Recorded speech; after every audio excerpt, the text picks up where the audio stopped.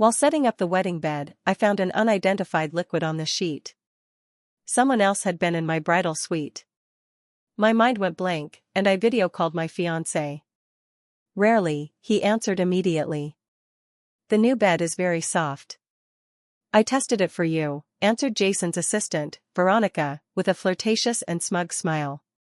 Fine, I don't want this man anymore. Where's Jason? Tell him to answer the call.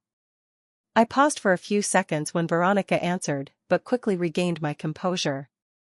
Veronica pretended to inspect my surroundings, then smiled with pursed lips. Miss Elaine, you're in the bridal suite. The bed is really soft, I tested it for you. I felt like I had lost all weight, my head buzzing. I stared at the woman in the video, speechless. Veronica glanced at the bed sheet and spoke proudly, the groom is great too, I tested him for you as well. At that moment, I saw clearly that she was in a hotel room.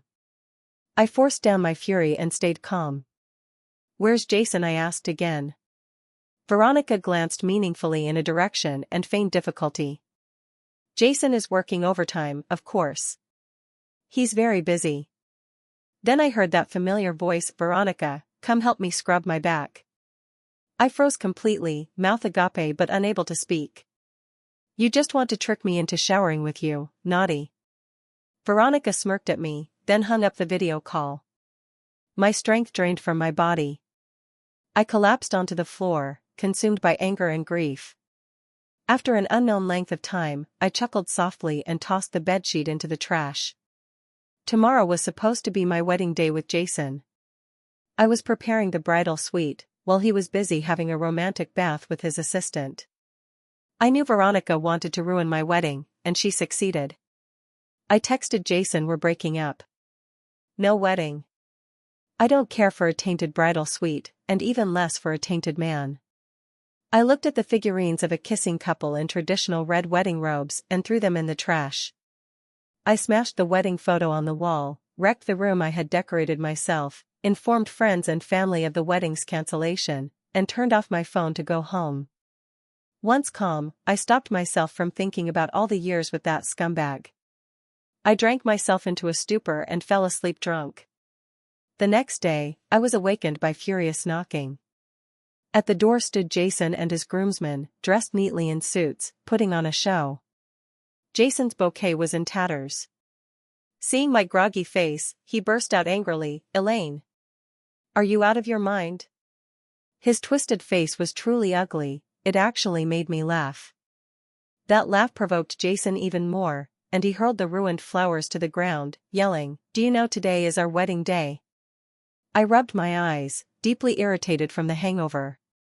My tone was sharp. I told you we're not getting married. We broke up, don't you get it? Jason's eyes were bloodshot, barely suppressing his rage. He shut them tightly and gritted his teeth. Change your clothes and come with me now. I'll pretend nothing happened. I can forgive you, this once. How did I give him the illusion that I'm some lovesick fool? I was just serious about love, and he took it as me being unable to live without him. My gaze swept over the groomsmen behind him, all watching with varying degrees of amusement. Jason. You're the one who messed up. Do you want to talk about you and Veronica right here? Get lost.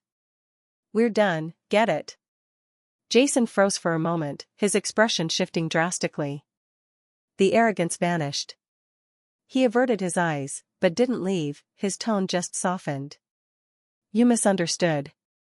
Blame me, I should have told you everything sooner. You can hit me or yell at me later.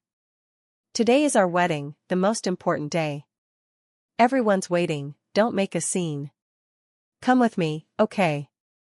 He shook his head with a bitter smile, eyes filled with fake sincerity, like I was the unreasonable one. This man sure could switch faces fast and bend when needed. The groomsmen started looking at me with disapproval.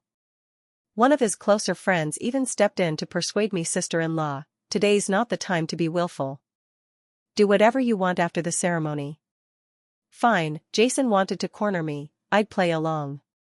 But what would happen next, he'd brought on himself. I nodded, all right, just wait a moment. I freshened up, threw on a random dress, and left. Jason asked where I was going to get made up or change into my gown, I rejected all of it. He looked grim but couldn't do anything. The hotel only had his guests. Though my friends and family didn't know what happened, they knew the wedding was off. When they saw me show up in that outfit, their gazes turned meaningful. A few older women couldn't hold back. How can you just throw a tantrum and skip your wedding? Only Jason would tolerate this, any other man would have dumped you long ago. Exactly. So many people are waiting. If you didn't want to get married, why wait until now? Alright, Elaine's here now, isn't she? Mrs. Grace took me by the arm and led me to their main table, urging me to sit down. There was no trace of displeasure on her face. She even asked, "Oh child, we were so worried when we couldn't reach you. Did Jason upset you? Tell us, we'll set him straight." Mr. Henry, equally kind and gentle, echoed her words. "Yes, we're all on your side." Jason's parents were truly gracious. Marrying Jason would have posed no concerns about in-law conflicts. Mrs. Grace was especially considerate and tolerant, while Mr. Jing was a man of warmth and generosity. But Jason's betrayal was something I could never forgive. I remained silent for a moment. Mrs. Grace, mistaking my silence for mere sulking, gently persuaded me. "Elaine, listen to Auntie, go change and put on your makeup first. I'll make sure Jason apologizes properly later." "Yes, don't let this joyous day be ruined," Mr. Jing added. I let out a long sigh. At that moment, I truly wished to calmly resolve things with Jason's parents. But someone's arrival interrupted me. Veronica appeared in a flowing red chiffon dress, smiling faintly with a provocative gaze. Her flawless makeup stood in stark contrast to my bare face. The rhythmic click of her heels drew every eye in the room. "I'm not too late, am I, Miss Elaine? Happy wedding day." I smiled back. She did look stunning, dressed like the true bride. Veronica nonchalantly took the seat beside me, which was meant for Jason. As she bent to sit, a glint from her neck caught my eye. I stared involuntarily. I thought my heart had already frozen, but somehow it grew colder still. It was a diamond ring, identical to my wedding ring, a design I had crafted myself. The only one of its kind in the world. And now, it hung around Veronica's neck. If my wedding had gone ahead, I dared not imagine what ring he had prepared for me. Whether he had picked a replacement or stolen it from his assistant's neck, it was utterly revolting. Despite myself, I still felt furious. I dug my nails into my palm to stay composed. Just then, Jason entered with the MC. "The bride's not wearing a gown. A red dress works too, it looks beautiful." The MC clearly mistook Veronica, elegantly dressed in red with flawless makeup, for the sulking bride. He nodded approvingly. Veronica glanced at me, then quickly waved her hands with feigned embarrassment. "Oh no, I'm not today's bride. Miss Elaine, please don't misunderstand." Jason strode over, his face dark as he demanded, "Why haven't you changed and put on your makeup? Do you even care about our wedding?" As he spoke, he reached out to grab me. Mrs. Grace quickly stepped in to stop him, scolding, "Jason, speak nicely." "Why are you being so harsh?" Veronica chimed in right on cue. "Yes, Miss Elaine is just being a little willful." "Jason, just coax her, don't delay the wedding."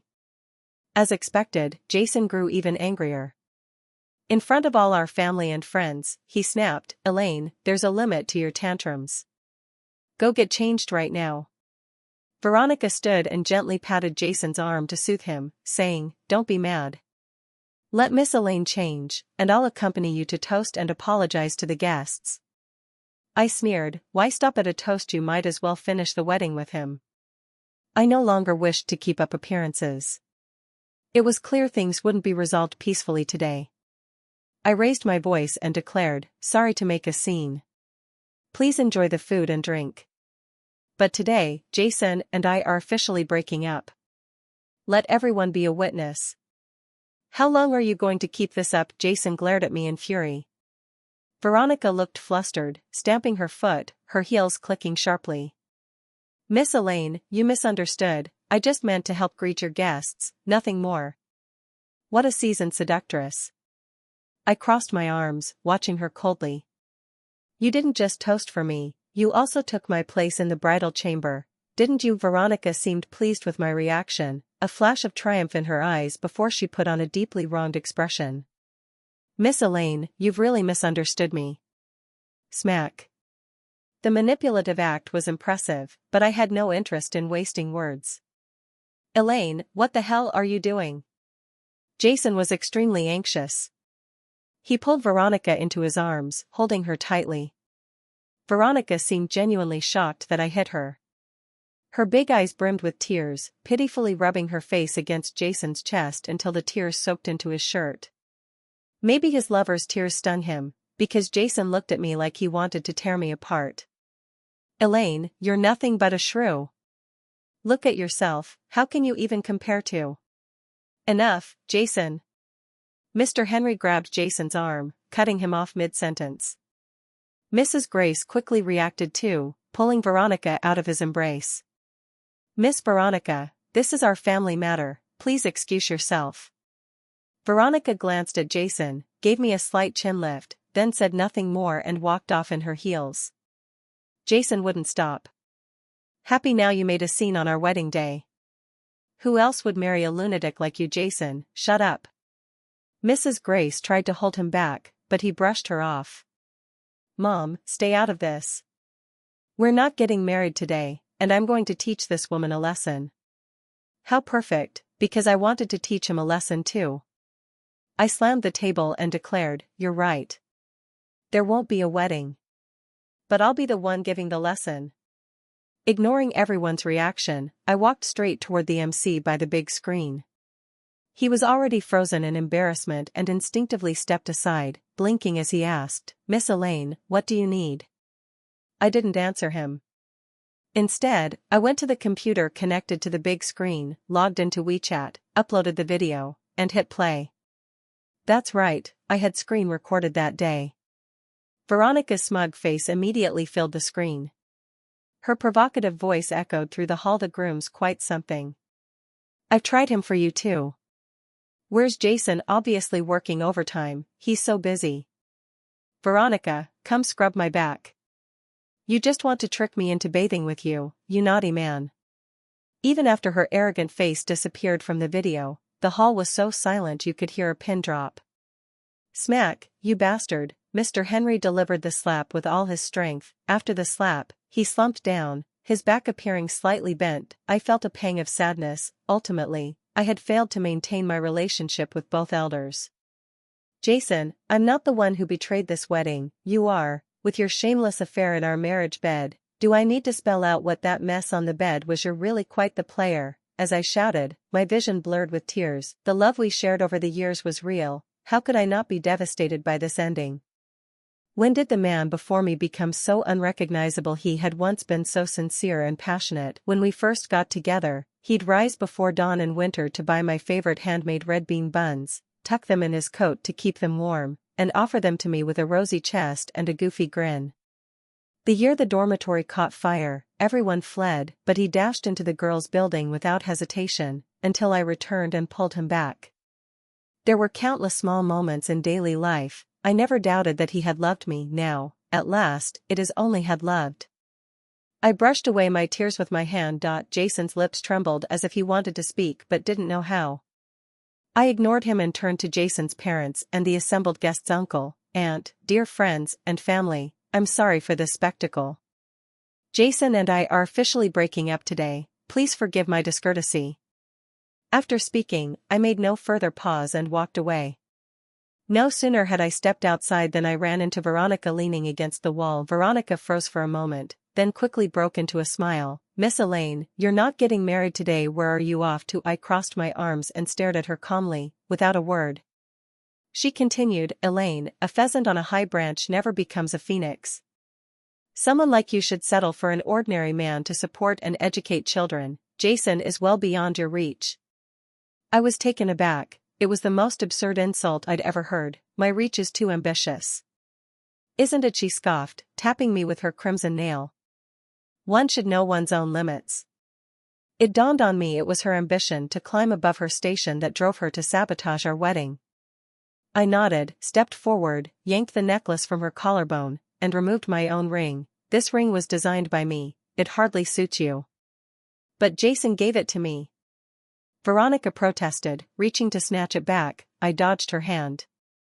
I tossed it into the nearby trash can with a flick of my wrist. Meeting her stunned gaze, I said coldly, "Trash belongs in the trash. If you pick it up, it's yours, just like Jason." I shot her a mocking look, then turned and left without another word. Early the next morning, someone was at my door again. Jason stood there with massive dark circles under his eyes, looking utterly haggard, unrecognizable from the day before. When I opened the door, he beamed ingratiatingly, holding up breakfast as if begging favor. "Elaine, I got your favorite red bean buns, they're still hot. Please try one."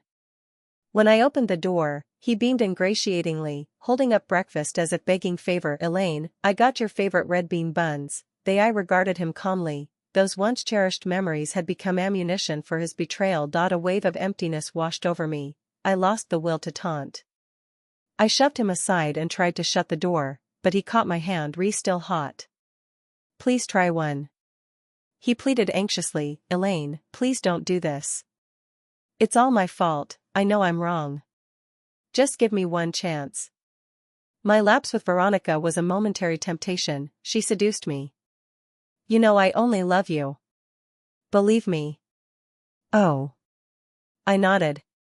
Infidelity is infidelity, whether momentary or permanent. The nature is unchanged, especially since he had the gall to blame someone else. In that moment, my mind was sharper than ever. I should be grateful I saw his true colors before marriage and could cut ties before sinking into that quagmire. Perhaps it was my composure that alarmed him. Jason hesitated for several seconds before speaking. "Elaine, we've come so far over the years. Please forgive me this once. I swear I won't do it again. But I find it filthy." I enunciated each word slowly, staring at him icily. Jason froze for 2 seconds, his eyes reddened and glistened with tears before he blinked and averted his gaze. Then, humiliated and enraged, he snapped, "I only made a mistake any man could make. Must you keep holding it against me?" I said, "It won't happen again. What more do you want?" He then softened his tone. I was momentarily bewitched.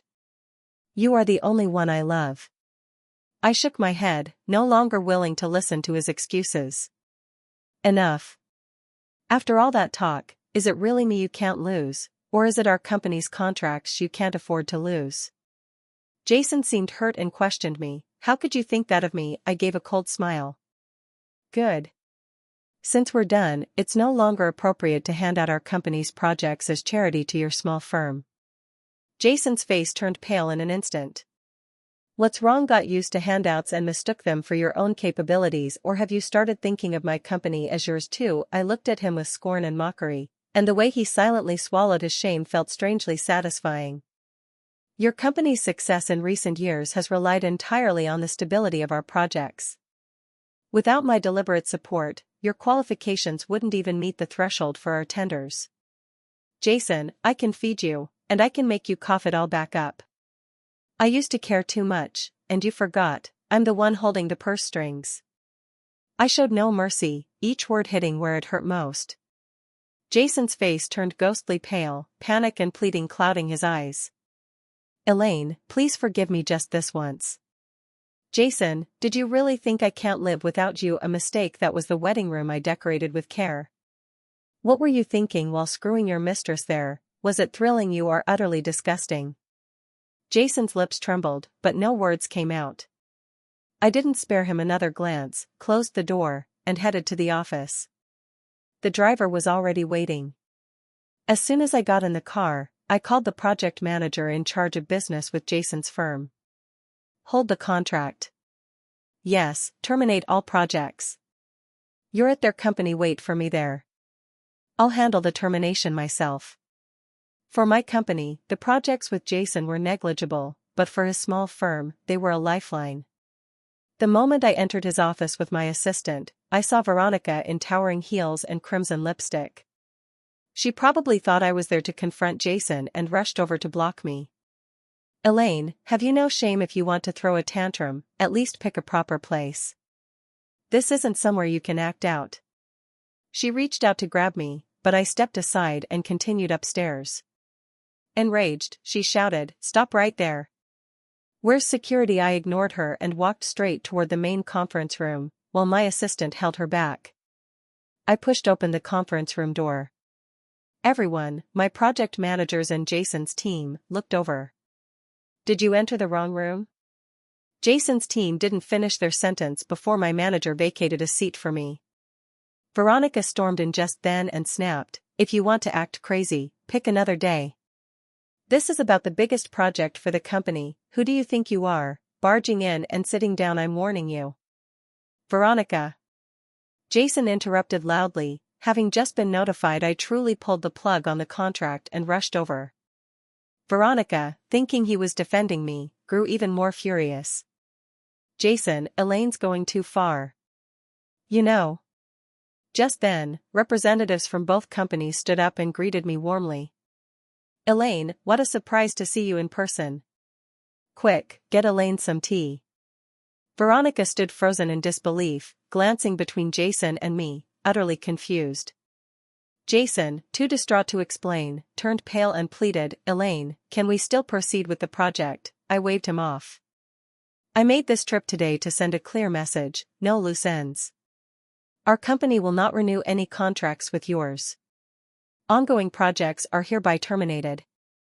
For any compensation matters, Manager Zhang, contact our legal department." Veronica blinked in shock and stammered, "Why, you're the general manager of Fong Group, not the GM, I replied with a smile. "I'm the executive president, and the majority shareholder as well." I watched as her jaw dropped in stunned silence. I added, "I prefer turning what I no longer want into trash before throwing it away.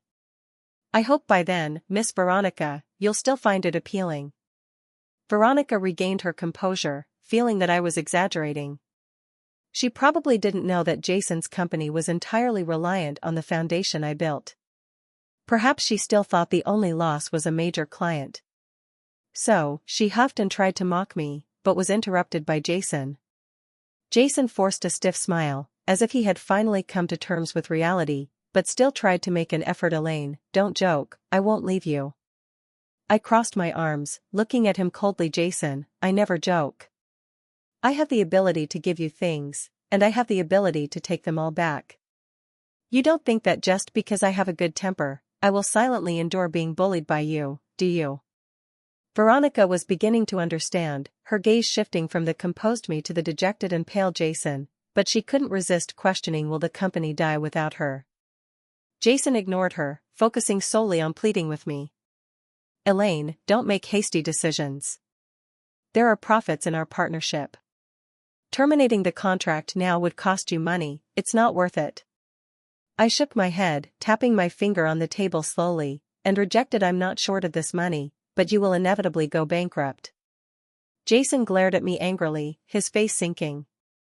"We've been working together in this area for so long, and every year there are substantial profits.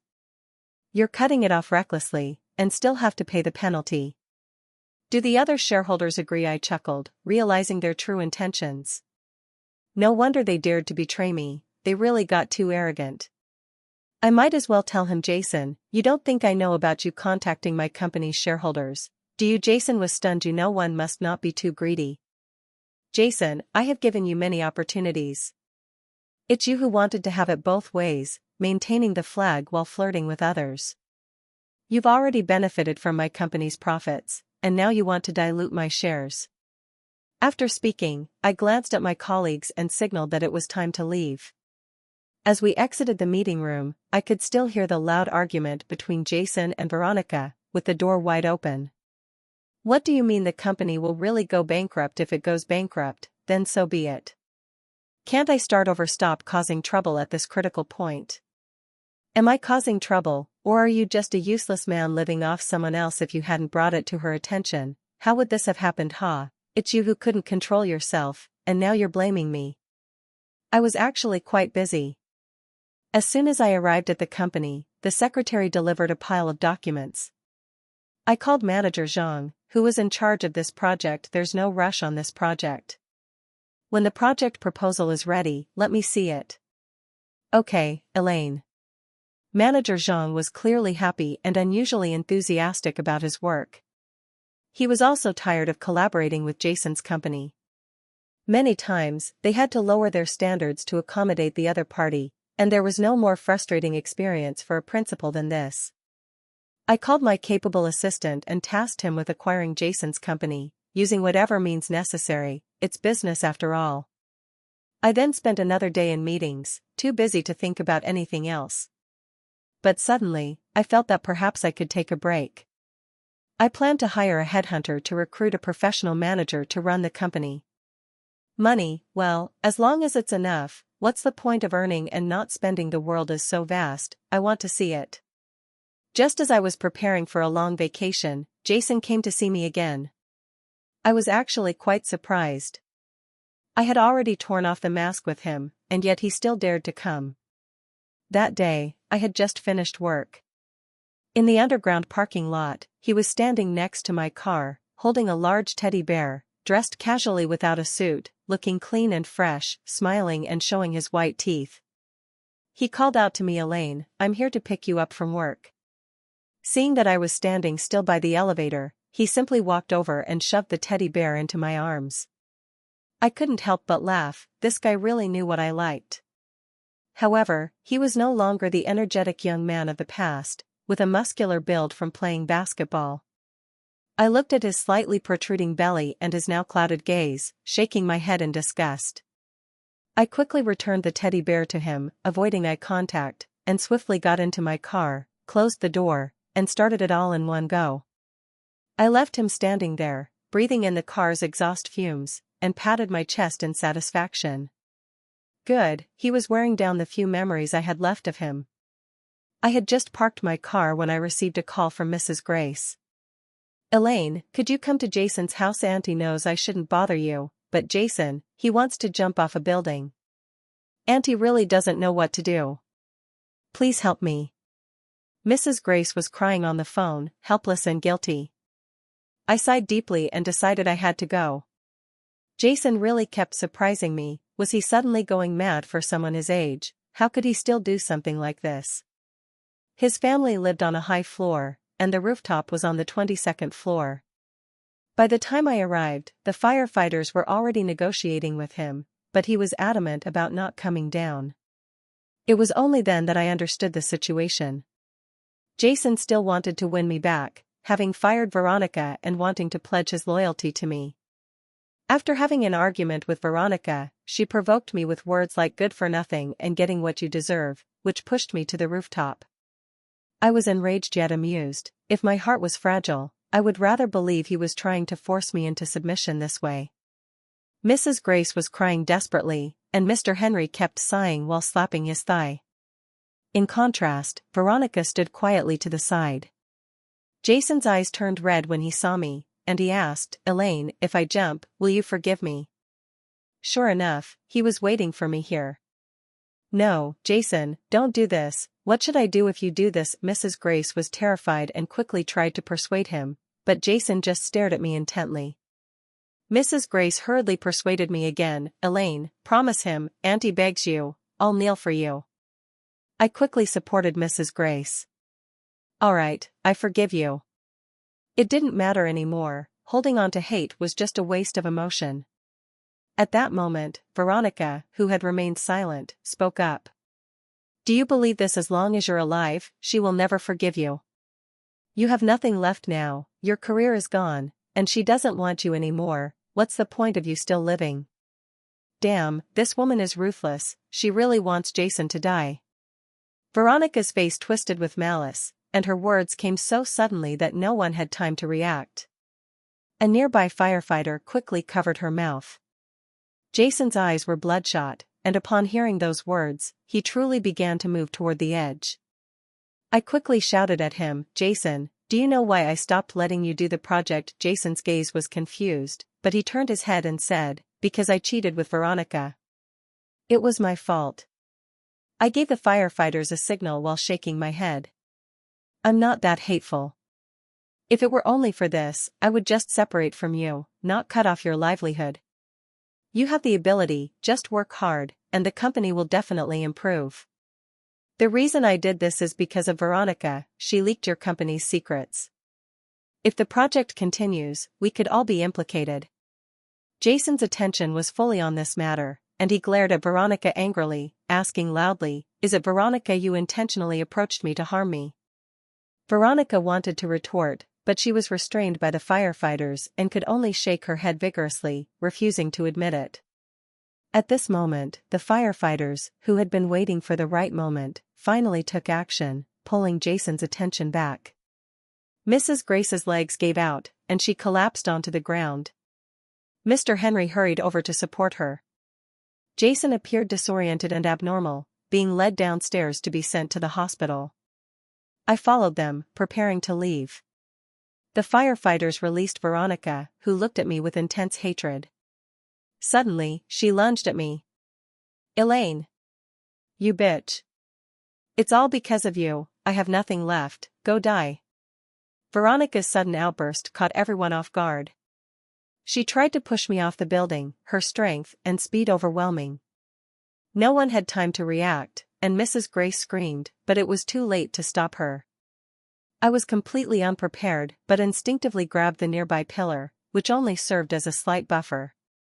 At the crucial moment, the firefighter who had just controlled Veronica quickly threw his helmet, which accurately hit Veronica's calf.